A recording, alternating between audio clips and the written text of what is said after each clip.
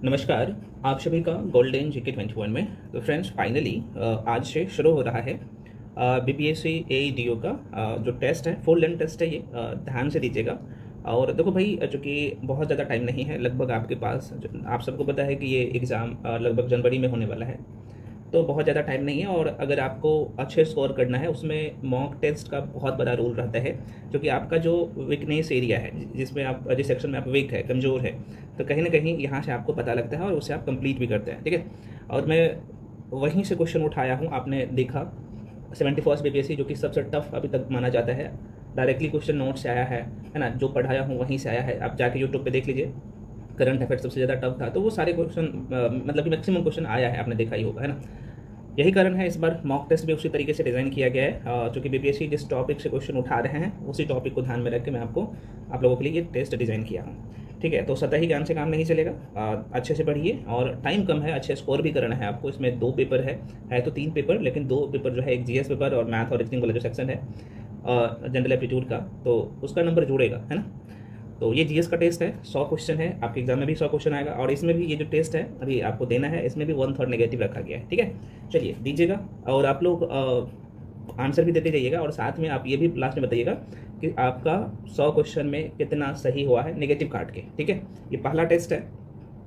देखो भाई, सारे टेस्ट जो यहाँ पे एक्सेस करना चाहेंगे, अच्छा मैं इसे पहले थोड़ा सा इन्फॉर्मेशन दे दूँ। हम आपके लिए कंप्लीट बैच जो है लेके आए हैं बीपीएससी एईडीओ के लिए। और ये जो बैच शुरू हो रहा है, ये आज से है ना, 18 सितंबर 2025 से न्यू बैच शुरू हो रहा है। सेकंड स्लॉट इसमें शुरू होगा, तो जो लोग ज्वाइन करना चाहेंगे कर सकते हैं। इसका फी मात्र 1499 है। इसमें आपका दोनों पेपर नहीं बल्कि तीनों पेपर आप देख सकते हो, जिसमें जीएस पेपर होगा, जनरल एप्टीट्यूड का, जिसमें मैथ और रीजनिंग है, और साथ में ये हम लोग बाद में कवर करेंगे। अभी ये सेक्शन जो है कवर कर रहे हैं। और सबसे बड़ी बात है कि इसमें आपको 30 जो है फुल लेंथ टेस्ट भी है। सारे सेक्शन का आपको क्लास मिलता है, सारे सेक्शन का आपको हैंड रिटेन नोट्स मिलता है। क्वेश्चन वहीं से आता है, 71 में भी आया, 70 में भी आया, 68 में भी आया, 69 में भी आपने देखा ही है। तो इस तरीके से आपको जो भी चीज़ें दिया जा रहा है वो सर्वोत्तम है। अच्छा, जो लोग ज्वाइन करना चाहते हो कर सकते हो। इसके रिगार्डिंग जो भी इन्फॉर्मेशन चाहिए, यहाँ पे नंबर लिख देता हूँ, 9341766130। हालांकि यहाँ पे आपसे स्क्रीन पे भी आपको दिख रहा होगा। इस नंबर पे आप कॉल करके इन्फॉर्मेशन ले सकते हैं। कॉल करने का आपको जरूरत ही नहीं पड़ेगा, है ना। आप करिएगा क्या, मैं यहाँ पे बता देता हूँ। ये जो आपको नंबर दिख रहा होगा, एक नंबर और लिख देता हूँ, इस नंबर पर आप पेमेंट करके भेजिएगा। ये नंबर है 7319924130, है ना। ये 1 है, यहाँ पे आपको दिख रहा होगा, मैं जूम कर देता हूँ, देख लीजिए एक बार। इस नंबर पे आपको पेमेंट करना होता है। पेमेंट गूगल पे, फोन पे, पेटीएम, किसी भी माध्यम से कर सकते हैं। उसके बाद आपको बैच में जोड़ दिया जाएगा। जिनको लगता है कि सिर्फ मुझे टेस्ट देना है, तो भाई टेस्ट सीरीज में लेकर आ चुका हूँ। स्पेशल टेस्ट भी है, ये कल से शुरू हो चुकी है। इसमें 50 फुल लेंथ टेस्ट है, और ये जीएस का टेस्ट है, आप देख सकते हो, है ना। यहाँ पे इसका टेस्ट का फीचर है, डिटेल एनालिसिस के साथ आपको मिलता है। साथ में अगर आपको लगता है कि मुझे मैथ और रीजनिंग का ही टेस्ट देना है, जो थर्ड पेपर है आप लोगों का, तो आप उसका भी दे सकते हो। इसका भी फी मात्र 499 है। नंबर वही है। तो आप सभी को ज्वाइन करना चाहते हैं तो सभी ज्वाइन कर सकते हैं। आप इंडिविजुअल ज्वाइन करना चाह रहे हैं तो आप अलग अलग से भी ज्वाइन कर सकते हो। चलिए क्वेश्चन पे आते हैं हम लोग। ये रहा क्वेश्चन आपका। पहला क्वेश्चन मैं थोड़ा सा जूम कर लेता हूँ, और बहुत अच्छा क्वेश्चन है, मुझे पता है आप सभी लोग जवाब भी देंगे। क्वेश्चन है कि भारत के निम्नलिखित राज्यों में से, अब यहाँ पे क्वेश्चन पूछा है कि अबरक का सबसे बड़ा उत्पादक राज्य कौन सा है। बिल्कुल आप सभी लोग आंसर सही दिए हो, आंध्र प्रदेश राइट आंसर हो जाएगा। अब यहाँ पे ना आजकल बीपीएससी आपको ना बलगलाने का कोशिश करता है, तो ये तो सबको पता है कि आंध्र प्रदेश है। अगर आंध्र प्रदेश नहीं देगा तो भाई देखो, पहले नंबर में ये आंध्र प्रदेश हो जाएगा सबसे ज़्यादा। उसके बाद यहाँ पे हो जाएगा झारखंड, है ना। उसके बाद हो जाएगा यहाँ पे राजस्थान, और बिहार भी जो है अबरक उत्पादन जो है करता है। तो ये थोड़ा सा ध्यान रखना। हालांकि इसका जो आंसर हो जाएगा, सबसे ज़्यादा अबरक का जो उत्पादन होता है, सबसे ज़्यादा जो अबरक का उत्पादक जो राज्य है वो वही है आंध्र प्रदेश। उत्पादन बोले या उत्पादक बोले, दोनों में है देखा जाए तो आंध्र प्रदेश नंबर 1 पे है। चलिए बढ़ते हैं आगे। नेक्स्ट क्वेश्चन है आपके सामने, कोयला उत्पादन, मैं क्या बोल रहा हूँ, कोयला उत्पादन में राज्यवार का जो है, राज्यवार आपको घटनाक्रम में सजाना है। मतलब कि सबसे ज़्यादा कौन है, उसके बाद कौन है, उसके बाद कौन है, इस तरीके से। किसमें, तो कोयला उत्पादन में। और इसका आंसर सभी लोग सोच समझ के दीजिएगा। अब आप कहिएगा सर इसमें तो जो ऑप्शन होना चाहिए नहीं है, तो भैया आप छांट के दीजिए आंसर। अच्छा, जब आप क्वेश्चन बनाएंगे ना, तो यहाँ पे एक शब्द बोला है घटता क्रम, है ना। एक बार मैं पुनः रिपीट करता हूँ क्वेश्चन को। क्वेश्चन करें कि कोयला उत्पादन में राज्यवार घटता क्रम, मतलब कि सबसे ज़्यादा किस में, उसके बाद किस में, उसके बाद किस में, है ना। इस तरीके से आपको आंसर देना है। तो देखो भाई मैं थोड़ा सा बता देता हूँ, उसके बाद आंसर बताऊँगा ताकि आप लोग चीज़ों को पकड़ ले। यहाँ पे देखो कोयला उत्पादन में अगर आप इंडिया पे देखेंगे ना तो यहाँ पे झारखंड है। तो ये सबसे ज़्यादा जो उत्पादन जो करता है वो झारखंड करता है, 2025 का डेटा के अनुसार बोल रहा हूँ। तो पहले नंबर पे तो झारखंड हो जाएगा, दूसरे नंबर पे छत्तीसगढ़ हो जाएगा और तीसरे नंबर पे उड़ीसा हो जाएगा ना, उड़ीसा।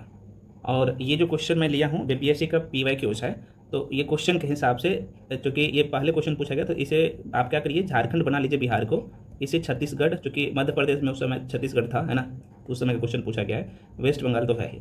अब आप लोग आंसर टिक कर सकते हो, तो आंसर क्या हो जाएगा इसका, ए हो जाएगा। ठीक है, चलिए बढ़ते हैं अगले क्वेश्चन पर। इसका आंसर आप ए टिक कर लीजिएगा। मैं पुनः कर रहा हूँ, इसे ये उस समय का बिहार है जिस समय झारखंड इसमें था, ये उस समय का मध्य प्रदेश है जिस समय छत्तीसगढ़ था है ना, वेस्ट बंगाल तो है ही। तो ये डेटा थोड़ा सा ध्यान रखना, और ध्यान रहे ये 2025 का डेटा बता रहा हूँ। आपने 2019-20 का डेटा पढ़े होंगे तो पहले नंबर पे जो आ जाता था वो छत्तीसगढ़ आ जाता था, लेकिन अभी जो है झारखंड है। ठीक है, तो ये ध्यान रखिएगा। चलिए अगले क्वेश्चन पे पढ़ते हैं भाई। नेक्स्ट क्वेश्चन आपके सामने है। अब यहाँ पे ये है कोरबा कोयला क्षेत्र अवस्थित है। ये अच्छा क्वेश्चन है, बनाइएगा सभी लोग, और ये बहुत ही इंपॉर्टेंट क्वेश्चन है। तो इसका जो आंसर हो जाएगा बिल्कुल यहाँ पे बी हो जाएगा। जो लोग बी टिक कर रहे हो सही टिक कर रहे हो। देखो भाई ये जो कोरबा कोयला क्षेत्र की मैं बात कर लूँ तो ये एक्चुअली यहाँ पे है, छत्तीसगढ़ में। ठीक है ना, छत्तीसगढ़ में है। और जो कि अच्छा यहाँ से नदी का नाम भी पूछ लेते हैं ना, कौन से नदी के नदी बेसिन में पड़ता है, तो मैं आपको बता दूँ यह जो है हंसदेव नदी है ना, यहीं पर एक नदी है, इसका नाम है हंसदेव नदी। ठीक ना, और ये कोरबा जिला में पड़ता है छत्तीसगढ़ में, तो वहीं पे इसी नदी बेसिन में है। और मैं आपको बात कर लूँ तो ये जो नदी है महानदी, आप सबको पता होना चाहिए। तो हंसदेव जो है नदी है, महानदी का सहायक नदी है ना। तो ये यहाँ से प्रश्न पूछे जाए तो माइंड में चीज़ों को रखिएगा, वेरी वेरी इंपॉर्टेंट है। देखो 1941 ईस्वी में एक चीज़ थोड़ा सा और ध्यान रखिएगा, 1941 ईस्वी में कोरबा में जो है कोयला खनन शुरू हुआ था। तो ये कई बार क्वेश्चन पूछ लेता है, तो माइंड में थोड़ा सा रखिएगा।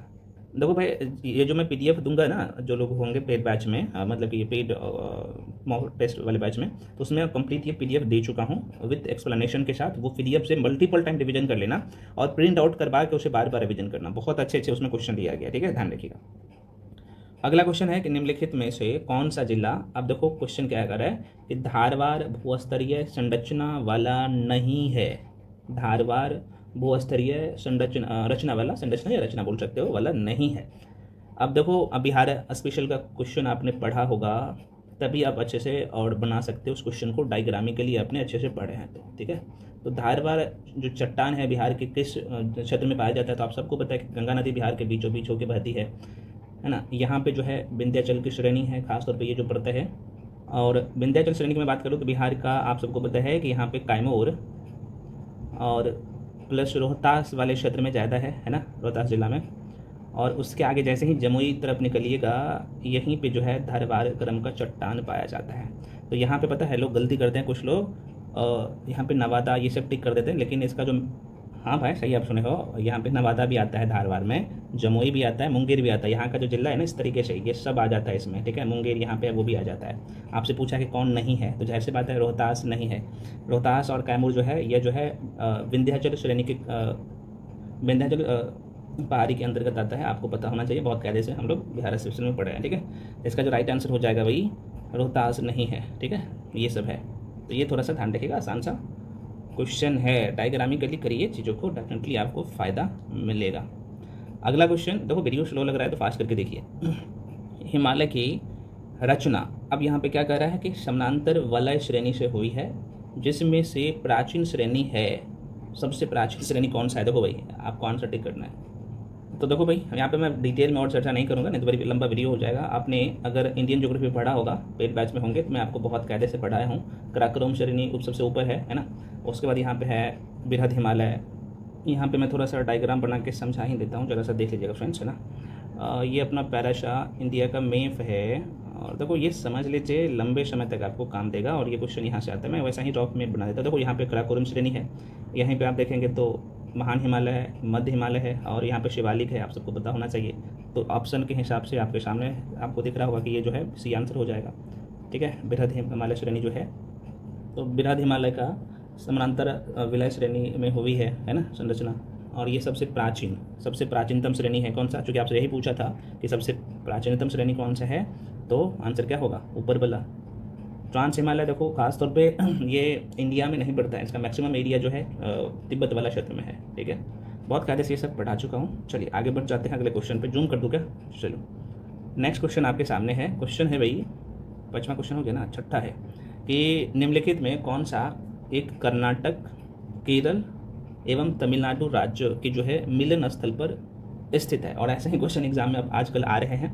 हालांकि इसमें जो टोटल मैं 50 टेस्ट करवाऊंगा, तो समझ सकते हो अगर तैयार कर लेते हो तो बोनाफाइड बन जाओगे जीकेजीएस में, और आपने थ्योरी क्लास कर रहा है तो जाहिर सी बात है भाई नंबर 1 बन जाओगे। चलो बताओ इसका आंसर क्या हो जाएगा।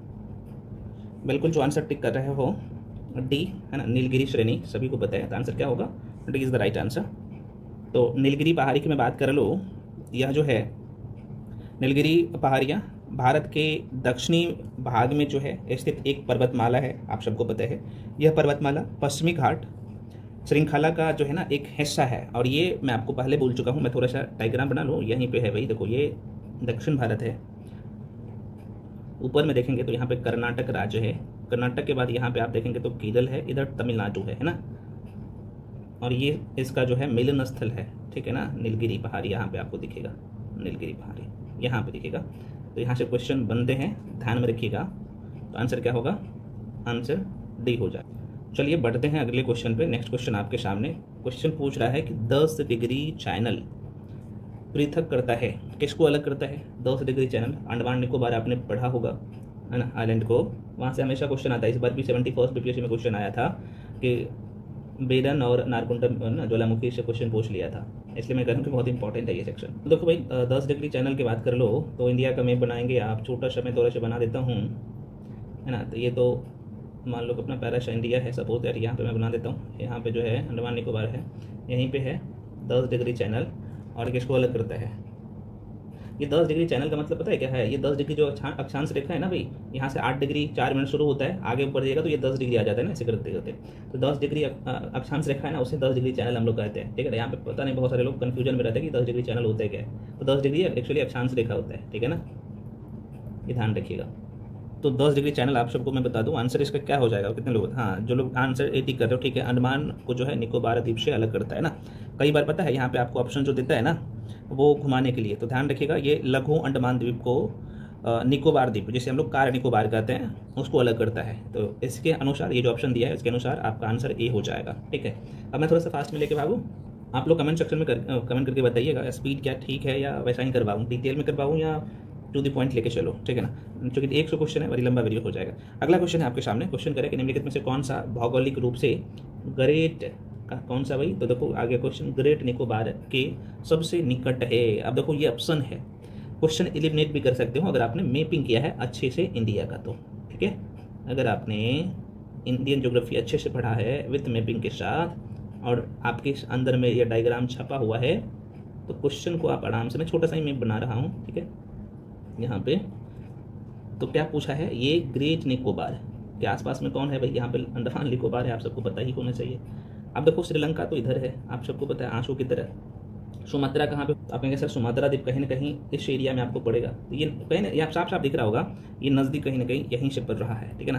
तो सुमात्रा इसका राइट आंसर हो जाएगा। मैं पुनः करूँ, डिटेल एक्सप्लेनेशन दे चुका हूँ, जाके देख लीजिएगा। तो इसका राइट आंसर ए हो जाएगा। खैर आगे बढ़ जाते हैं अगले क्वेश्चन पे।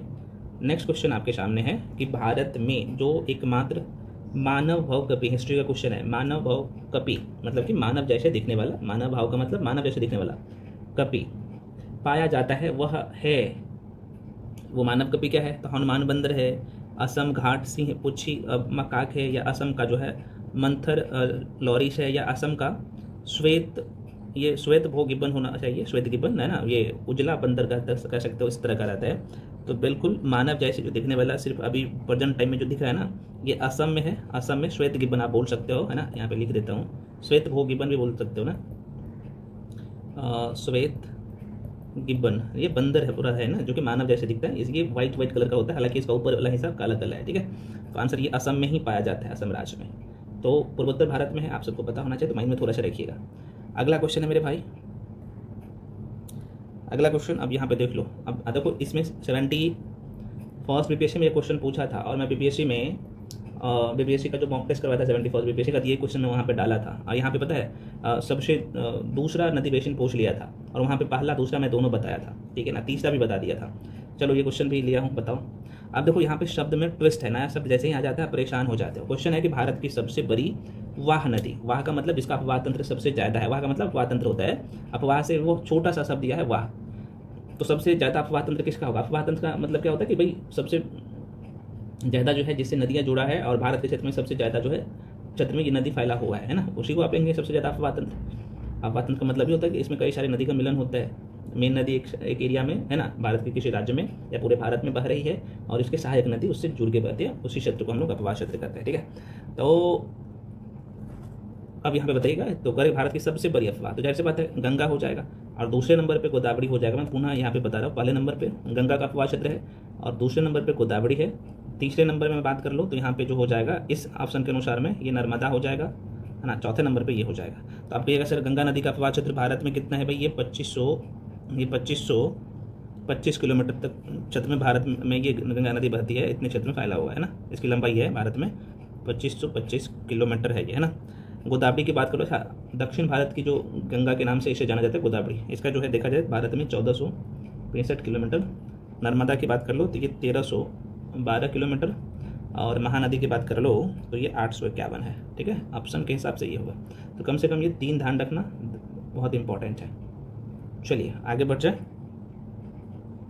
आंसर क्या होगा? सी हो जाएगा, C is the right answer. Next अगला क्वेश्चन है, निम्नलिखित में कौन सा एक सुमेलित नहीं है? ठीक है, सुमेलित नहीं है।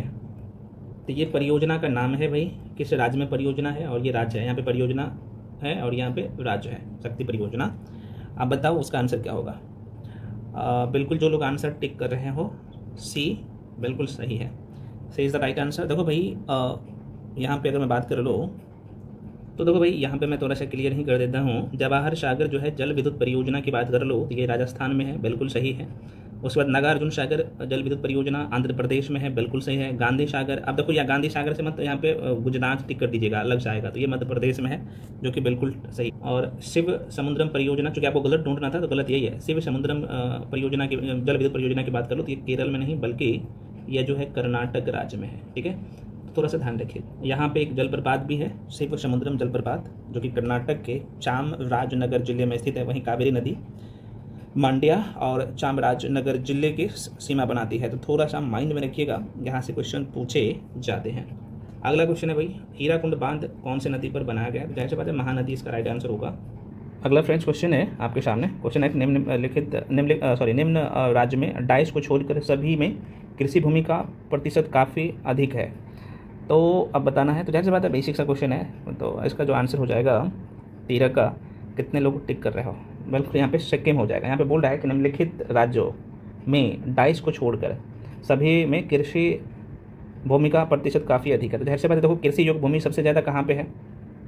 तो सबसे ज़्यादा ये पूछा जा रहा है, तो यहाँ पे यूपी में है, पंजाब में भी है, हरियाणा में भी है ना, लेकिन कहाँ पे सबसे अधिक को छोड़कर बोला है ना। एक बार क्वेश्चन को देखिए तो आंसर इसका हो जाएगा ये सिक्किम हो जाएगा, क्योंकि यहाँ पे सिक्किम राज्य आप देखेंगे तो वहाँ पे कम है। ये जो बाकी राज्य देख रहे हो इसमें ज़्यादा है ना कृषि योग्य भूमि, सबसे ज़्यादा यूपी में है, उसके बाद पंजाब है, उसके बाद हरियाणा है, ठीक है ना। सिक्किम में बहुत कम है। सिक्किम कहाँ पे है? तो लोकेशन अगर आप देखेंगे तो ये 7 सिस्टर में नहीं आता है मेरे भाई, ठीक है। यहाँ पे ये सिक्किम राज्य है ना, आप सबको पता है। उसके बाद यहाँ पे ये, तो यहीं पे ये कम है, यहाँ पे ज़्यादा पहाड़ी इलाका है, आप सबको पता ही होना चाहिए। तो आंसर डी हो जाएगा। चलो आगे बढ़ जाते हैं।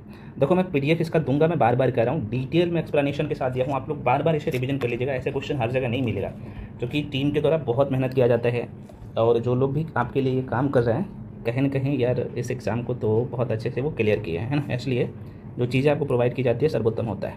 अगला क्वेश्चन है, भारत में सीमांत कृषि भूमि जोत का आकार है?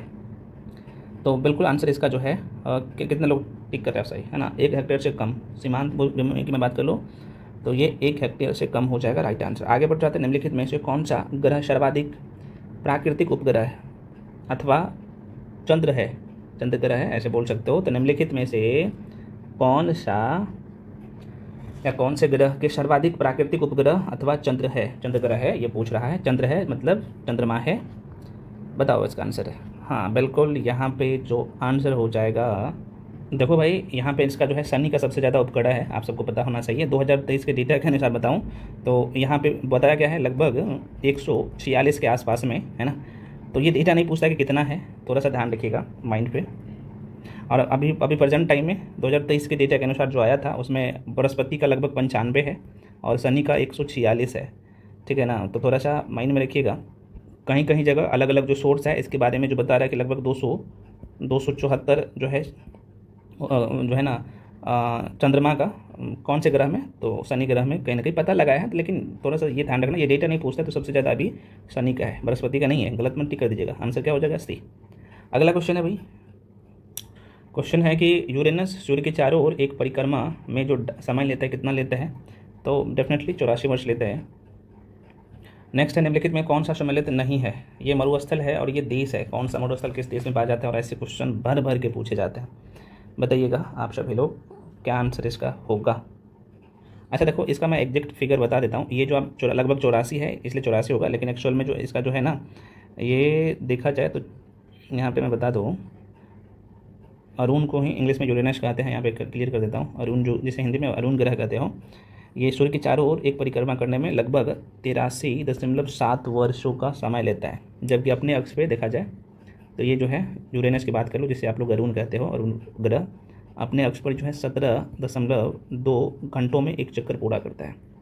लेकिन सूर्य का कितने दिन में करता है भाई, 84 वर्ष में। समझ रहे हो ना, तो ध्यान रखना। लगभग 83.7 है, तो ये लगभग फिगर दिया गया है, तो ध्यान रखिएगा।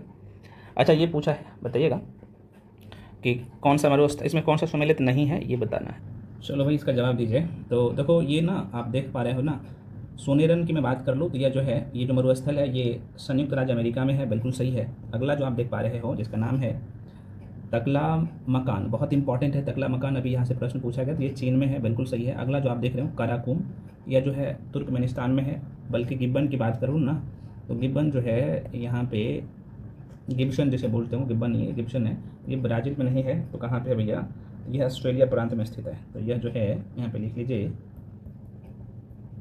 ऑस्ट्रेलिया में प्रांत में है। तो इसका आंसर क्या होगा, डी हो जाएगा। तो वेरी वेरी इंपॉर्टेंट डेटा है यार, माइंड में रखिएगा, ये सब इस तरह क्वेश्चन आता है।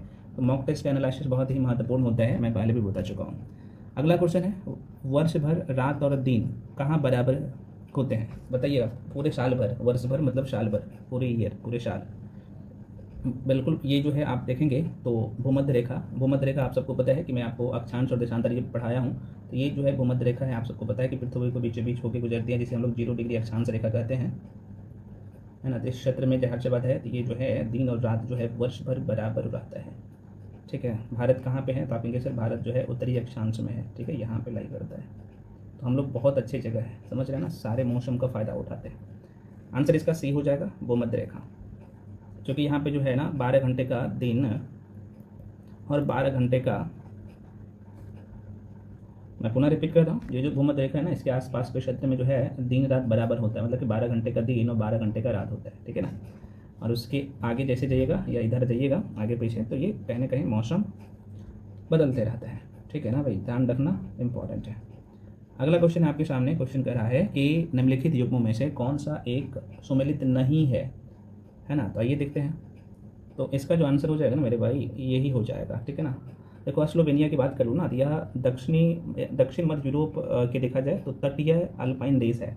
और ये क्या बोल दिया है कि भैया जो है बोला कि ये ब्रातिस्लावा है, जो कि बिल्कुल गलत है ना। तो ये इसका आंसर यही हो जाएगा। बाकी ये सब सही है, आप यहाँ पे देख लीजिएगा, ठीक है ना। बाकी सभी देश का जो राजधानी है ना सही है। जैसे विक्टोरिया की बात कर लूँ, यहाँ पे सेशल्स की बात कर लूँ तो इसकी राजधानी विक्टोरिया है। सियरा लियोन की बात कर लूँ तो यह जो है इसकी राजधानी क्री टाउन है ना। और उसके उज्बेकिस्तान की बात करूँ तो इसकी राजधानी ताशकंद है।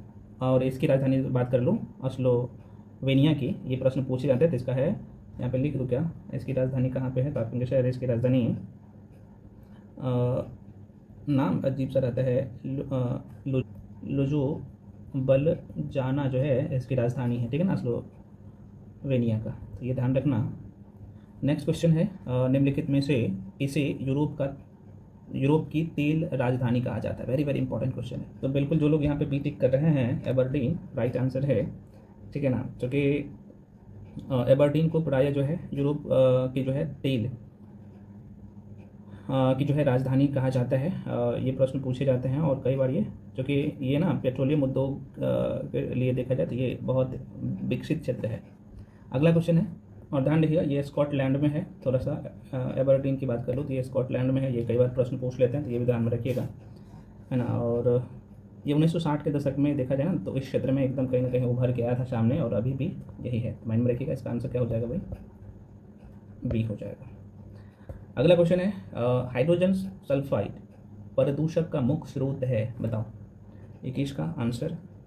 मैं आपको थोड़ा सा टाइम इसलिए देता हूँ ताकि आप बनाए क्वेश्चन को, और 30 सेकंड से ज़्यादा का टाइम नहीं दूंगा मेरे पास। बिल्कुल इसका ई हो जाएगा भाई। आप देख सकते हो साफ साफ यहाँ पे दिख रहा होगा कि सड़ते हुए वनस्पति, पशु पदार्थ, मोबाइल। ये हाइड्रोजन सल्फाइड प्रदूषक का मुख्य स्रोत है, ठीक है। हाँ, तो यहाँ पे ध्यान रखिएगा। जिसका सूत्र होता है H2S होता है। ये एक रंगीन सड़े पदार्थ, ये दुर्गंध वाली गैस होता है, और ये जहरीला, ज्वलनशील, संक्षारक ये होता है। तो माइंड में रखिएगा, इस तरह का क्वेश्चन आता है। नेक्स्ट क्वेश्चन है भाई रडार, है ना। रडार का उपयोग में होता है ना। रडार उपयोग में आता है, किसके उपयोग में आता है? फिजिक्स के क्वेश्चन है ये, बिल्कुल सी हो जाएगा। आप सबको पता होना चाहिए। ये रेडियो तरंगों द्वारा वस्तुओं की स्थिति ज्ञात करने में, फिजिक्स बहुत कायदे से पढ़ाया हूँ, जाके देख लेना। अगला क्वेश्चन है, ये भी फिजिक्स का क्वेश्चन है। देखो, दृश्य स्पेक्ट्रम की जो है तरंग दैर्घ्य की सीमा है। देखो भाई, ये लाइट का क्वेश्चन है। ये भी क्वेश्चन लाइट का भी था, ठीक है ना। ये भी लाइट का ही क्वेश्चन था। फिजिक्स का लाइट का क्वेश्चन है, प्रकाश का। जाके नहीं पढ़े हैं, गलत कर किए हैं क्वेश्चन, तो वहाँ पे देख लेने को जाके। जो लोग पेड बैच में हो, आपको ऑलरेडी पढ़ाया गया है बहुत कायदे से। बताइए, ये 23 नंबर का। बिल्कुल बी हो जाएगा। ये सबको बहुत आसान है। 3900 एंगस्ट्रॉम से लेके 7600, इसका डबल कर दीजिएगा ना। डबल से थोड़ा सा कम रहता है ना। अगला क्वेश्चन आपके सामने है कि किसी अपारदर्शी बोला है, ठीक है ना। पारदर्शी नहीं है, अपारदर्शी है, का रंग उस रंग के कारण होता है जिसे वह क्या करता है? बिल्कुल आंसर सी हो जाएगा। ये परावर्तित करता है भाई, ठीक है ना। नेक्स्ट है, भारतीय सुपर कंप्यूटर का जनक कौन कहलाता है? भारतीय सुपर कंप्यूटर का जनक कौन कहलाता है, किसे कहते हैं क्वेश्चन में? बिल्कुल भी हो जाएगा। आप सबको पता है, विजय भाटकर को हम लोग कहते हैं, है ना। देखिए, विजय भाटकर को जो ना भारतीय कंप्यूटर का जनक कहा जाता है। इन्होंने वर्ष 1991 ईस्वी में देखा जाए तो भारत के पहले सुपर कंप्यूटर, परम का नाम आपने जरूर सुना होगा, ध्यान रख लीजिएगा। परम 8000 है ना। परम 8000 के विकास में महत्वपूर्ण इसका योगदान है विजय भाटकर का, है ना। अगला क्वेश्चन है मेरे भाई, एक लड़की झूले पर, देखो अब देखो यहाँ से क्वेश्चन आ गया आप लोगों का। कह रहा है कि एक लड़की झूले पर बैठी स्थिति में झूला झूल रही है, और उस लड़की के खड़े हो जाने पर ये कह रहा है कि ये इसका जो है ना परदोल आवर्तकाल क्या होगा, वही पूछ रहा है। खड़ा जब हो जाती है तो क्या हो जाएगा? आप सबको पता है, झूला झूल रही है। आसान सा क्वेश्चन है, ऐसे क्वेश्चन आप लोग गलत करते हो। बिल्कुल ये हो जाएगा, ये कम हो जाएगा, है ना। तो झूला, मान लो कि ये झूला झूल रही है, ये बैठ के झूल रही है, जाहिर सी बात है आवर्तकाल इसका जो है क्या होगा? ये बढ़ेगा, एक बार इधर जाएगा इधर आएगा, लेकिन ये खड़ा हो जाती है तो क्या हो जाएगा? कम हो जाएगा, जल्दी जल्दी हो जाएगा। तो ये कम हो जाता है, बहुत इंपॉर्टेंट है भाई, माइंड में रखिएगा। अगला क्वेश्चन है, फिजिक्स का क्वेश्चन था। क्वेश्चन है कि समुद्र नीला प्रतीत होता है। ये भी लाइट वाले चैप्टर का क्वेश्चन है, बताओ। देखो, आसान क्वेश्चन ना कई बार गलत करते हैं, मुझे पता है कि आप लोग सही आंसर टिक करेंगे। 27 का बिल्कुल बी हो जाएगा। आकाश के परावर्तन तथा जल के कणों द्वारा प्रकाश के परिक्रमण के कारण जो है आकाश हमें क्या होता है, सॉरी आकाश में बोल रहा हूँ, समुद्र जो है नीला प्रतीत होता है। तो आंसर जो हो जाएगा फ्रेंड्स बी हो जाएगा। B is the right answer, ठीक है ना। नेक्स्ट है अनुदैर्ध्य तरंग। आपने वेव वाला चैप्टर आपने पढ़ा होगा अच्छे से, तभी आप इस क्वेश्चन को कर पाएंगे, है ना। चैप्टर का नाम था ना भाई, वेव, तरंग, गति। तो आंसर इसका जो हो जाएगा बिल्कुल बी हो जाएगा। देखो, अनुदैर्ध्य तरंग जो ऑप्शन में आपको दिख रहा है ना, ये ध्वनि तरंग क्या है? ये अनुदैर्ध्य तरंग होता है। लॉन्गिट्यूडनल वेव क्या होता है? ट्रांसफर वेव क्या होता है? बहुत कायदे से पढ़ाया हूँ, ठीक है ना। बिल्कुल इसका आंसर यहाँ पे B is the right answer. तो ध्वनि तरंग जो होता है ये अनुदैर्ध्य होता है। देखो भाई, ये लॉन्गिट्यूडनल वेव जो होता है ना, थोड़ा सा बता ही देता हूँ, यहाँ पे कन्फ्यूजन में कुछ लोग रहते हैं। देखो, ये लॉन्गिट्यूडनल वेव है, ये है ना, ऐसे अनुदैर्ध्य तरंग करते हैं लॉन्गिट्यूडनल वेव। और ट्रांसफर वेव की मैं बात कर लूँ तो ये आपने इसका बहुत अच्छे से स्प्रिंग उसका उदाहरण बताया था, तो ये थोड़ा सा ध्यान रखना, ट्रांसफर वेव और लॉन्गिट्यूडनल वेव का। तो चूँकि ध्वनि तरंग है ना, ये अनुदैर्ध्य तरंग होता है, ये होता है आयाम, मैं बहुत पहले से बताया हूँ। ऊपर वाला श्रृंग होता है, नीचे वाला ग्रथ होता है। यार ये सब चैप्टर ना बहुत अच्छे से जाके आप करना, इतने अच्छे से पढ़ाया हूँ कि मत पूछिए। और यहाँ से क्वेश्चन गलत कर लेते हो ना आप लोग तो बड़ी दुख होता है यार। और इसी चैप्टर से क्वेश्चन ने पूछा था कि धोनी का जो चाल है सबसे ज़्यादा किस में है ना। तो देखो बेसिक कंसेप्ट रहेगा तभी क्वेश्चन बना पाओगे। आसान क्वेश्चन एग्जाम हॉल में गलत नहीं होना चाहिए। चलिए अगला क्वेश्चन है भाई। क्वेश्चन है कि मेंज विद्युत प्रदाय। अब देखो थोड़ा सा आपको परेशान कर सकता है इसका शब्द हिंदी में, ठीक है ना, मैं आपको बता दूंगा। दोबारा सुनिए, क्वेश्चन कह रहा है कि मेंज विद्युत प्रदाय में फ्यूज का प्रयोग एक सुरक्षा युक्ति के रूप में होता है। अब देखो ये लाइन जो आप देखेंगे ना, मेंज विद्युत प्रदाय, भाई देखो यह जो है ना विद्युत चालन और विद्युत चालन का एक जो है बंद पथ या विद्युत परिपथ है। ये थोड़ा सा ध्यान रखिएगा, ये हिंदी वाला शब्द है, परेशान करेगा। तो बस एक मोटा मोटे तौर पर देखना कि भाई ये कहीं ना कहीं विद्युत चालन से संबंधित है, ऐसा ध्यान रखना। तो क्वेश्चन पूछा है कि भाई फ्यूज के विषय में। अब देखो इस लाइन से क्वेश्चन पूछा था ना आपके बीपीएससी में, है ना। अभी 70 कौन सा, तो 71 बीपीएससी में। और ये क्वेश्चन भी मैं जो उठाया हूँ बीपीएससी वाली टेस्ट से उठाया हूँ, जो करवाया था। देखो तो ये क्वेश्चन है कि फ्यूज के विषय में निम्नलिखित कथनों में से कौन सा सही है, ये पूछ रहा है, बताइए। तो बिल्कुल इसका राइट आंसर सही हो जाएगा, सी हो जाएगा। देखो इसका जो गलनांक है ना, निम्न होना आवश्यक है। क्यों होना आवश्यक है मैं थोड़ा सा बता देता हूँ। तो ये जो फ्यूज तार होता है ना, इसका निम्न गलनांक वाले धातु का बना होता है, जिसके कारण अधिक विद्युत धारा के प्रवाहित होते ही यह गर्म होकर क्या होता है, ये पिघल जाता है। आज जाहिर सी बात है पिघलेगा तभी ये काम नहीं करेगा, है ना, तभी लोग बच भी सकता है, आप सबको पता होना चाहिए। तो ये पिघल जाता है और इलेक्ट्रिक सामानों की सुरक्षा की दृष्टि से यह जो है विशेष उपयोगी है ना। नहीं तो पता चला कि भाई विद्युत धारा का प्रवाह एकदम तेज आया, वो गला नहीं, अब आपका जो इलेक्ट्रॉनिक सामान है वो पूरे तरीके से खराब हो गया। तो ये थोड़ा सा ध्यान रखना, यह विद्युत का उसमें प्रभाव है, तो माइंड में रखिएगा। इसका आंसर क्या होना चाहिए, इसके हिसाब से इसका गलनांक निम्न होना आवश्यक है ना, तभी जो है आपके इलेक्ट्रॉनिक्स जो बजट है उसको बचा सकते हो। अगला क्वेश्चन है, तो क्वेश्चन है, ये क्वेश्चन आपको किसी बुक में नहीं मिलेगा। ये क्वेश्चन टेस्ट देने से और बनाने से, मैक्सिमम क्वेश्चन बनाने से आपका सॉल्व होगा। अगला क्वेश्चन है, उष्मीय आयनन सिद्धांत एक महत्वपूर्ण देन है। बिल्कुल इसका बी हो जाएगा भाई, इनका जो है A.N. साहा की, है ना। नेक्स्ट, प्रसिद्ध यूनानी राजदूत मेगास्थनीज भारत में किसके दरबार में आए थे। जाहिर सी बात है मेगास्थनीज की बात कर ले तो चंद्रगुप्त मौर्य के दरबार में आया था मौर्य काल में। देखो भाई मैं डिटेल में अब नहीं जाऊँगा, सेल्यूकस निकेटर का ये राजदूत था मेगास्थनीज, आप सबको पता होना चाहिए। आगे बढ़ जाते हैं भाई, जो कि बहुत सारे क्वेश्चन है। अगला क्वेश्चन निम्नलिखित में किसको चालकोलिथ युग भी कहा जाता है। 32 का बिल्कुल सही हो जाएगा। ताम्रपाषाण काल को हम लोग क्या कहते हैं, ताम्रपाषाण युग को चालकोलिथ या कैलकोलिथ। अच्छा कई बार ना चालकोलिथ नहीं देगा, कैलकोलिथ देगा, तो ऐसे ही कहते हैं ताम्रपाषाण युग को। नेक्स्ट है भाई, और निम्न में से कौन सी सभ्यता नील नदी तट पर पनपी, है ना, मतलब कि विकास हुआ। पनपी का मतलब विकास हुआ। बिल्कुल यहाँ पे जो आंसर आप लोग टिक कर रहे हैं, 32 वाला किधर गायब हो गया मेरे भाई, 31 का बता दिया ना मैं आंसर। हाँ 31 को बता दिया हूँ भाई। चलिए आ जाओ 33 का फ्रेंड्स आंसर बता दीजिए। बिल्कुल डी, मिस्र की सभ्यता, है ना, जो ये नील नदी के आसपास में जो है कहीं ना कहीं इस सभ्यता का विकास हुआ है ना। माइंड में रखिएगा, बहुत अच्छा क्वेश्चन है। अब देखो थोड़ा सा मैं यहाँ पे चर्चा कर ले, अच्छा इसके बारे में थोड़ा सा चर्चा कर लूँ। देखिए मिस्र की सभ्यता की मैं बात कर लूँ, इसका विकास नील नदी के द्रोणी में ही हुआ था, उसी क्षेत्र में। और नील नदी की बात कर लूँ तो फ्रेंड्स विश्व की इस प्राचीन सभ्यता के आधार थी नील नदी, और मिस्र को नील नदी का उपहार भी कहा जाता है। प्रश्न पूछे जाते हैं क्योंकि इस नदी के अभाव में यह भूभाग जो है ना रेगिस्तान होता है, नहीं रहता, ये पूरे तरीके से रेगिस्तान है। हालांकि वहाँ पे मैक्सिमम एरिया रेगिस्तान अभी भी है, तो माइंड में रखिएगा। और मिस्र अफ्रीका महाद्वीप में स्थित है, ये भी प्रश्न पूछे जाते हैं। इसके समकालीन जो सभ्यता है सिंधु सभ्यता, जो कि भारत में मोसोपोटामिया की सभ्यता, जो कि आप सबको पता है कि इराक वाले क्षेत्र में पड़ता है, तो ये प्रश्न पूछते हैं, ध्यान रखिए। चलिए अगला क्वेश्चन है, जिसके ग्रंथ में चंद्रगुप्त मौर्य का विशिष्ट रूप से वर्णन हुआ है ना, क्या हुआ है, वर्णन हुआ है, वह है, ये पूछ रहा है। तो जैसे बात है वैशाख दत्त। अगला क्वेश्चन है भाई, भगवान महावीर का प्रथम शिष्य था, मतलब महावीर का पूछा है, ध्यान रखिएगा। 35 का बिल्कुल जो लोग यहाँ पे टिक कर रहे हो, ए जामिल, इनके राइट आंसर होगा जामिल, है ना। चलिए आसान सा क्वेश्चन है, यहाँ पे मैं एक्सप्लेनेशन नहीं दूंगा, आसान क्वेश्चन है, प्राचीन भारत के इतिहास का, बौद्ध धर्म जैन धर्म आपने पढ़ा होगा, तो ये जैन धर्म का क्वेश्चन था।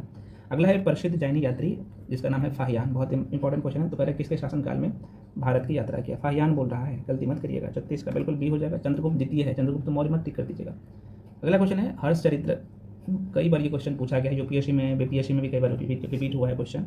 ये वान भट्ट के द्वारा लिखी गई पुस्तक और एनसीईआरटी में डायरेक्टली ये क्वेश्चन दिखेगा। निम्नलिखित कथनों में से कौन सा सही है, ये पूछ रहा है।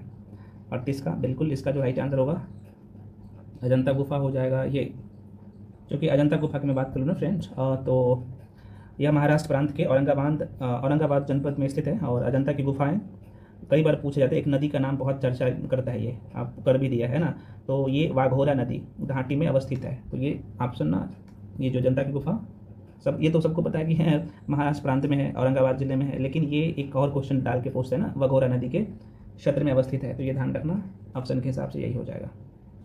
अगला क्वेश्चन है आपके सामने, भारत के सांस्कृतिक इतिहास के संदर्भ में ये जो शब्द आप देख रहे हो पंचायतन शब्द किसे निर्दिष्ट करता है ना, किसे संबोधित करता है? बहुत अच्छा क्वेश्चन है।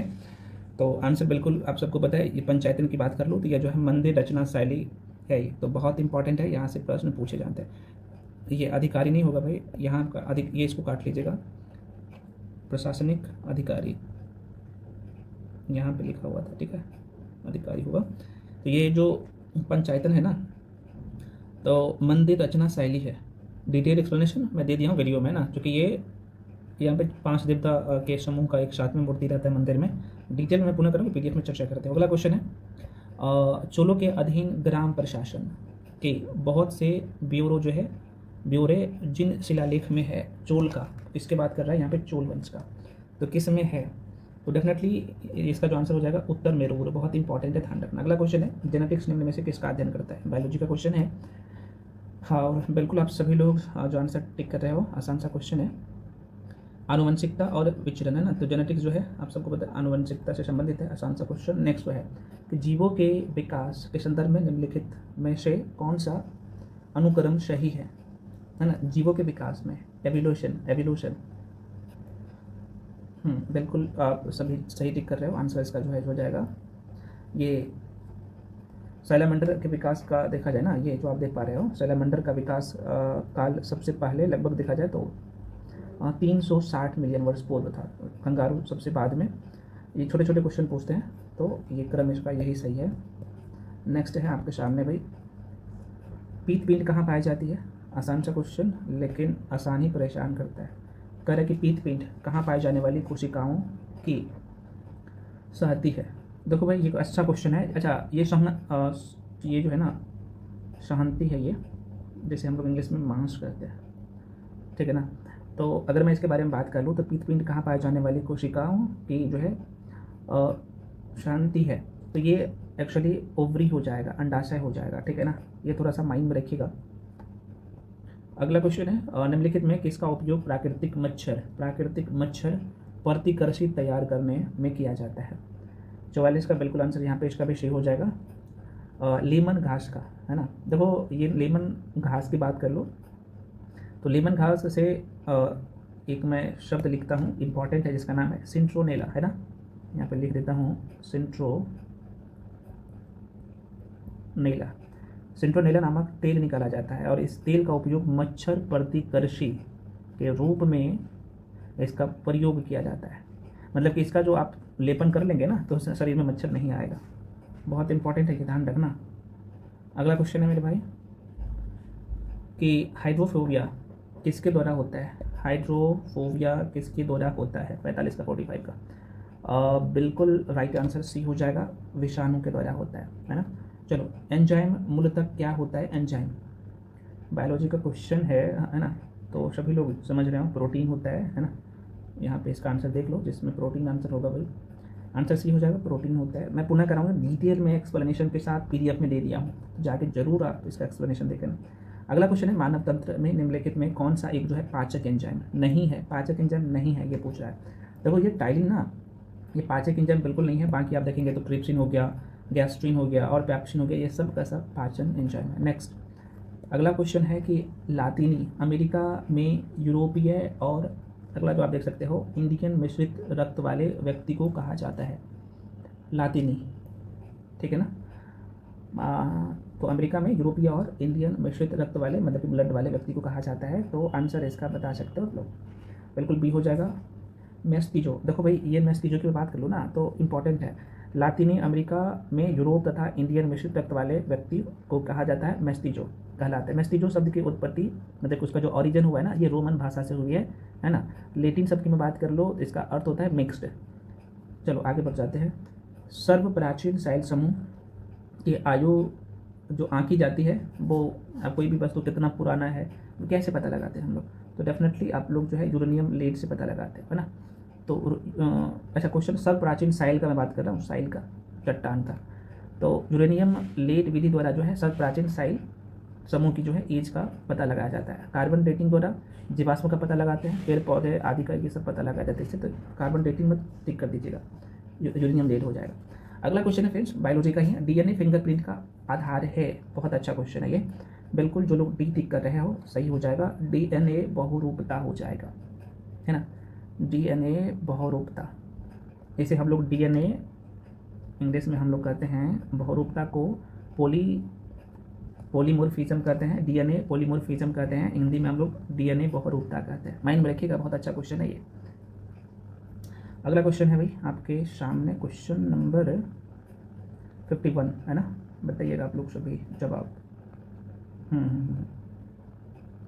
51 का कह रहे कि हिंद भारत की जनता के संदर्भ हिंदू शब्द का प्रथम बार प्रयोग किया था, कौन किया था ये पूछ रहा है ना। अरबों ने किया था, बहुत कायदे से हम लोग पढ़े हैं। देखो रानी पद्मावती या पद्मानी का नाम जो है अलाउद्दीन खिलजी चित्तौड़ विजय से जोड़ा जाता है। इनके पिता का नाम क्या था, बहुत इंपॉर्टेंट है, रानी पद्मावती के पिता का नाम पूछा है। तो रानी पद्मावती का जो है रानी पद्मनी की बात कर लूँ तो मैं पुनः कह रहा हूँ का नाम अलाउद्दीन की चित्तौड़ विजय से जोड़ा जाता है। तो उनके पिता ने पति का नाम क्या है, माफी चाहता है, तो पद्मानी का जो है पति का नाम क्या था।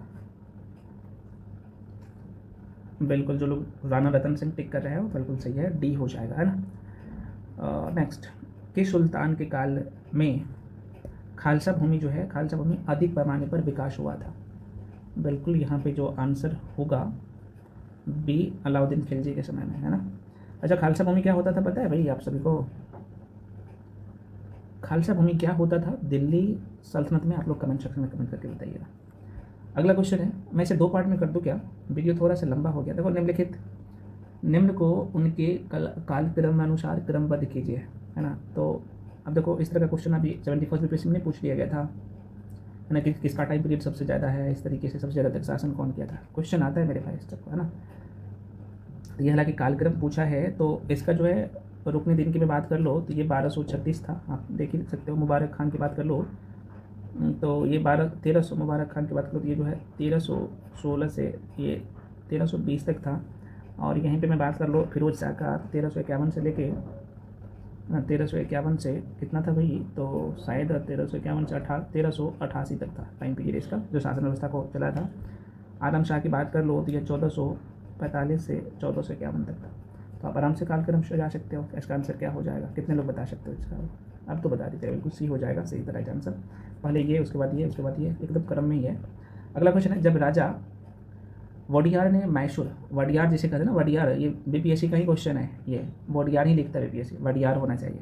तो वडियार ने मैसूर राज्य की स्थापना की, तब विजयनगर साम्राज्य का शासक कौन था, राजा वडियार ने। हाँ बिल्कुल डी हो जाए, वेंकट द्वितीय था ये, ठीक है ना। नेक्स्ट, इन शासकों में किसने अपनी सैन्य टुकड़ियों को 200, 250, 500 की इकाइयों में विभाजित किया था।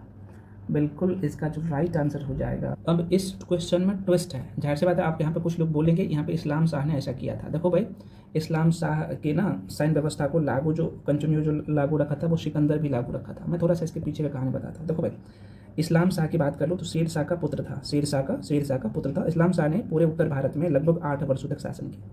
जब उसका मृत्यु हो जाता है ना, इस्लाम शाह का मृत्यु कब होता है तो 1853 ईस्वी में हुआ था। तो इस्लाम शाह ने ही अपनी सैन्य टुकड़ियों को, है ना, देखा जाए तो 50, 200 और 250 और 500 की इकाइयों में विभाजित किया था। लेकिन जब इसका मृत्यु होता है तो सिकंदर शाह आता है, तो उन्होंने भी ये जो इस्लाम साहब ने सैन्य व्यवस्था को जिस तरीके से चला रहे थे सुचारू रूप से, सेम चीज़ों को वो भी अप्लाई किया था, इसलिए एक से अधिक आंसर हो जाएगा। तो ये दोनों सही है, आंसर क्या हो जाएगा, 100 अधिक हो जाएगा। ऐसे क्वेश्चन में अब आ रहा है, थोड़ा सा माइंड में रखिएगा, ई हो जाएगा राइट आंसर। अगला क्वेश्चन है सभी भक्ति संत की जो है मध्य एक समान विशेषता थी कि उन्होंने क्या किया। अच्छा क्वेश्चन बताओ। बिल्कुल आप सबको पता है कि अपनी वाणी को उसी भाषा में लिखा उस जिसे उनके भक्त समझ सकते थे। तो जाहिर सी बात है, बहुत अच्छा क्वेश्चन है। नेक्स्ट है मेरे भाई अगला क्वेश्चन, जब्ती प्रणाली किसकी उपज थी। बिल्कुल डी है, ये अकबर की देन थी, आप सबको पता होना चाहिए। अगला क्वेश्चन है नेक्स्ट क्वेश्चन कि अकबर के शासनकाल में ध्रुपद गायन में सम्मिलित थे। अच्छा क्वेश्चन है और आसान सा क्वेश्चन भी है, अच्छा आसान बोल सकते हो। देखो तानसेन भी और हरिदास, क्या ये सही है। तानसेन और हरिदास बिल्कुल सही है, ठीक है ना। देखिए अकबर के शासनकाल में तानसेन और स्वामी हरिदास प्रमुख जो है ध्रुपद गायन थे। बिलास खां जहांगीर के दरबार में प्रमुख संगीतज्ञ थे। तो ये थोड़ा सा ध्यान रखना, तो ये इसका आंसर ए हो जाएगा। भाई मैं यहाँ पे ना थोड़ा सा वीडियो को कर देता हूँ अंत, 40 क्वेश्चन रह गया है, मैं अगले वीडियो में करवा दूंगा, या फिर इसका मैं PDF दे दूंगा, वहाँ से आपको करवा ही दो। चलो करवा ही। नेक्स्ट क्वेश्चन है, मुगल काल में निम्नलिखित बंदरगाह में से किसको जो है हम देखेंगे तो कह रहा है कि काबुल मक्का मतलब मक्का द्वार कहा जाता है, ये पूछ रहा है 60 का, तो बिल्कुल डी हो जाएगा सूरत को। नेक्स्ट है, परमाणु नाभिक में अवयव होते हैं। तो जैसे बात है, परमाणु में क्या क्या होता है, हाँ बेसिक सा क्वेश्चन, आंसर हमें बताने की जरूरत है। इलेक्ट्रॉन, प्रोटॉन और न्यूट्रॉन। भौतिक परिवर्तन का एक उदाहरण है। देखो अच्छा क्वेश्चन है भाई, 62 का, बिल्कुल डी हो जाएगा। पानी में चीनी का घुलना भौतिक परिवर्तन है, क्योंकि जो मिल जाए, बहुत अच्छा ट्रिक मैं बताया हूँ, पढ़ाया हूँ, तो जो मिल जाए भौतिक परिवर्तन, ना मिले रासायनिक परिवर्तन। मोमबत्ती जल जाएगा तो फिर से मोमबत्ती आप रिवर्स कर सकते हो, नहीं ना। दूध से दही बन जाएगा तो दही से दूध बना सकते हो, नहीं ना। हवा में चांदी का बर्तन अगर काला पड़ गया तो जाहिर सी बात है फिर से जैसे चांदी था वैसे नहीं कर सकते हो, है ना। उसमें जो भाग उनका खराब हो गया तो वो रिटर्न नहीं हो सकता है। इस तरीके से माइंड में रखिएगा। सल्फर हेक्साफ्लोराइड अणु का आकार कौन सा है। अच्छा क्वेश्चन है, बताओ। 63 का, बिल्कुल बी हो जाएगा। ये अष्टफलीय होता है। निम्नलिखित में से कौन सा हास्य गैस है ना, जिसे लाफिंग गैस कहते हैं, तो इस नाम से हम लोग जानते हैं। 64 का, ये हो जाएगा भाई, नाइट्रस ऑक्साइड हो जाएगा। अच्छा ये क्वेश्चन नहीं हुआ था क्या, ये करवा दिया। और 60 का 69 का करवा दिया हूँ। देखिए आंसर यहाँ पे ए हो जाएगा। 70 का यहाँ पे सी हो जाएगा। 71 का हम लोग देख रहे हैं। सिक्किम राज्य के बारे में पूछ रहा है, इसमें 3 स्टेटमेंट दिया गया है। थोड़ा सा ये टाइपिंग में मिस किया है टाइपिंग मास्टर को, लेकिन निम्नलिखित में से कौन सा कथन सिक्किम के बारे में सही है, उत्तर आपको चूज करना है ना। 3 स्टेटमेंट है, आइए देखते हैं। तो इसका जो है ना कह रहा है कि 1975 में यह भारत का अभिन्न अंग बन गया, ये बिल्कुल सही है, आप सबको पता होना चाहिए। इसे वनस्पति शास्त्रियों का स्वर्ग माना जाता है, ये भी बिल्कुल सही है सिक्किम। और इसके मुख्य निवासी लेप्चा लोग हैं, वहाँ के लोग जो है लेप्चा ही रहता है, तो आंसर डी हो जाएगा, सब सही है। भारत में मतदान के लिए प्रयोग की जाने वाली मशीन जो है वीपैट का संस्करण क्या है, कौन सा संस्करण है, ये पूछ रहा है। 72 का बिल्कुल सही होगा, ये M3 है। भारतीय प्रशासनिक सेवा और भारतीय पुलिस सेवा को समाप्त करने की सिफारिश किसने की थी। अच्छा क्वेश्चन, आंसर हो जाएगा राजमन्नार आयोग के द्वारा ऐसा किया गया था। भारतीय संविधान के निर्माण के समय संविधान का सलाहकार कौन थे भाई, है ना। बिल्कुल 70 है ना, BN राव है ना, राइट आंसर होगा। भारतीय राजनीतिक व्यवस्था में इनमें कौन सर्वोच्च है। 75 का बिल्कुल बी हो जाएगा, संविधान सर्वोच्च है। लोकसभा के अध्यक्ष कैसे हटाया जा सकता है, उसको अगर हटाना हो तो। डेफिनेटली आसान क्वेश्चन है, तो आप कहेंगे लोकसभा के सभी सदस्य के बहुमत पारित संकल्प के द्वारा। नेक्स्ट अगला है, लोकसभा के स्पीकर का निर्वाचन होता है, कैसे होता है भाई, कितने लोग बता सकते हैं आप लोग। 77 का बिल्कुल सी हो जाएगा, है ना, लोकसभा के सभी सदस्य द्वारा। अगला क्वेश्चन है, भारत के संविधान के किस अनुच्छेद के अनुसार राज्य के राज्यपाल के द्वारा मुख्यमंत्री की नियुक्ति की जाती है। आसान सा क्वेश्चन है, तो 78 का बी हो जाएगा। अनुच्छेद 164 के द्वारा मुख्यमंत्री का शपथ राज्यपाल दिलाता है। निम्न में कौन सा राज्य के उच्च न्यायालय का मुख्य क्षेत्राधिकार नहीं है। डेफिनेटली अच्छा क्वेश्चन है, ऐसे क्वेश्चन पूछते हैं ना। देखो भाई, ये जो ना परामर्श संबंधी क्षेत्राधिकार होगा, ये भाई प्रारंभिक क्षेत्राधिकार, ये यहाँ से काट लीजिएगा, यहाँ पे कर लीजिएगा। क्षेत्राधिकार यहाँ का ये है, अधिकार हो जाएगा। चलिए अगला क्वेश्चन है भाई कि भारतीय संविधान के प्रथम संशोधन विधेयक लाया गया था, पहला जो संशोधन हुआ था ये पूछ रहा है, कब लगाया गया था। इसका आंसर आपको पता है ना भाई, 79 का बता दिया हूँ, ए हो जाएगा, ए is the right answer.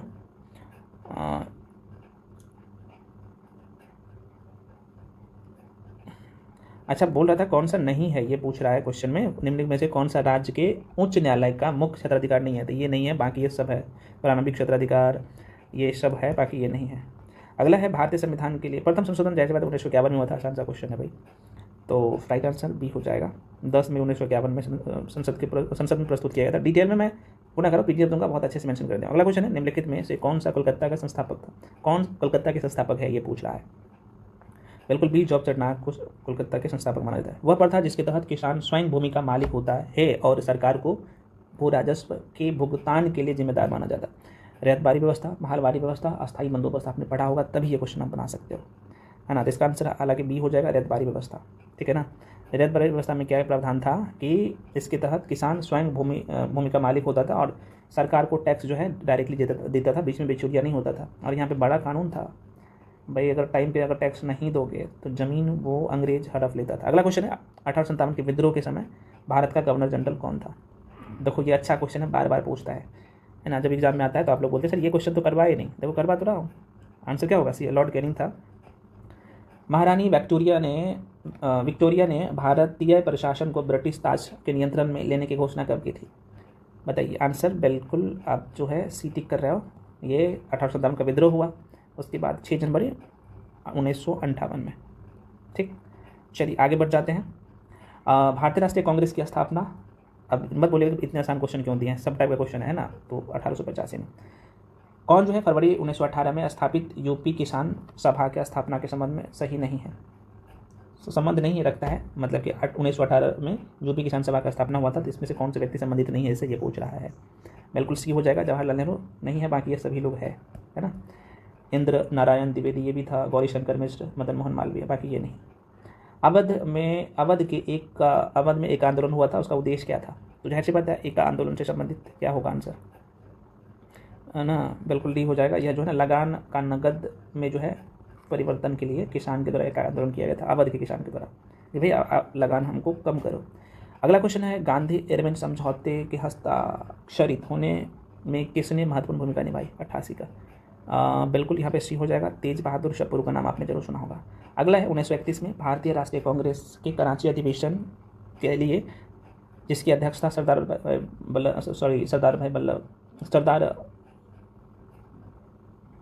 Vallabh भाई पटेल कर रहे थे, तो किसने मूल अधिकारों तथा आर्थिक कार्यक्रम पर संकल्प प्रारूपित किया था। अच्छा क्वेश्चन है, 89 का, बी हो जाएगा, पंडित जवाहरलाल नेहरू। नेक्स्ट है मेरे भाई, भारतीय उच्चायुक्त का पद सृजन किस अधिनियम से हुआ, 90 का, बी हो जाएगा, यह भारत सरकार अधिनियम 1919 के तहत था, ठीक है ना। अगला क्वेश्चन है, विशेष 301 रिपोर्ट किस संगठन द्वारा प्रकाशित की गई। देखो आप ये सर इसमें करंट अफेयर्स नहीं दिया है, इसमें नहीं है करंट अफेयर्स, कोई बात नहीं, अगले टेस्ट से करंट अफेयर्स भी रहेगा। इसका यहाँ पे सी हो जाएगा, है ना, USTR जिसे हम लोग संयुक्त राज्य व्यापार प्रतिनिधि कहते हैं, आंसर इसका सी हो जाएगा। अगला है भाई, किस भारतीय शहर ने भारत का पहला प्रमाणिक ग्रीन म्युनिसिपल बॉन्ड जो है जारी किया था, आप सबको पता है, तो ये इसका जो आंसर हो जाएगा सी, गाजियाबाद, ठीक है ना। अगला क्वेश्चन है, अब ये करंट अफेयर्स लिया हूँ 10-12 करंट अफेयर्स, ये भी अब जो कर रहे हैं करंट अफेयर्स, ये 52 नंबर का, एक भारत के 52वें मुख्य न्यायाधीश CJI के रूप में किसे नियुक्त किया गया है ना। 93 का आंसर क्या होगा, ये BR गवई जिसे आप लोग शॉर्ट फॉर्म में कहते हैं ना, इसका नाम है भूषण रामकृष्ण गवई। अगला क्वेश्चन, किस भारतीय संस्था ने हरित हाइड्रोजन उत्पादन को बढ़ावा देने के लिए नवीन हेट्रोस्ट्रक्चर उत्प्रेरण विकसित किया है। अच्छा क्वेश्चन है, इस तरह का क्वेश्चन आता है ना, तो आंसर क्या होगा, बी हो जाएगा। ये जो है नैनो विज्ञान और प्रौद्योगिकी संस्था INST मोहाली। अगला क्वेश्चन है, परिवाह पोर्टल बहुत इंपॉर्टेंट है, वेरी वेरी इंपॉर्टेंट है। परिवाह पोर्टल जो है ना, कौन जो है लॉन्च किया है, ये पूछ रहा है, किसने लॉन्च किया है परिवाह पोर्टल, है ना। तो ये स्टेट बैंक ऑफ इंडिया ने किया है, नहीं RBI ने किया, माफ़ी चाहता हूँ, RBI के द्वारा किया गया है, reserve bank of India. Option में नहीं है का, हाँ होगा, यहाँ पे है RBI हो जाएगा, D is the right answer. देखो भाई ये सब डिटेल में इसका एक्सप्लेनेशन दे दिया हूँ PDF में। अगला क्वेश्चन, अंतर्राष्ट्रीय मजदूर दिवस हर वर्ष किस दिन को मनाया जाता है, 96 का, बिल्कुल यहाँ पे सी हो जाएगा, 1 मई को मनाया जाता है। अच्छे क्वेश्चन, इसका थीम मैं मेंशन कर दिया वहाँ पे जब आंसर जो दिया ना उसमें। अगला क्वेश्चन है, किस राज्य सरकार ने छात्रों को उद्यमशीलता, कौशल और आत्मविश्वास का निर्माण करने के लिए तेजस्वी कार्यक्रम जो शुरू किया है। अच्छा क्वेश्चन है, है ना। तेजस्वी कार्यक्रम कौन शुरू किया है? मध्य प्रदेश सरकार ने। बिहार मत टिक कर दीजिएगा कि बिहार के उप मुख्यमंत्री है तो वहाँ पे मत, सॉरी उप मुख्यमंत्री, माफ़ी चाहता हूँ, सॉरी नेता प्रतिपक्ष है, माफ़ी चाहता हूँ, सॉरी। अगला क्वेश्चन है जजल, बहुत इंपॉर्टेंट है ये, चूँकि ये जजल है, ध्यान रखिएगा।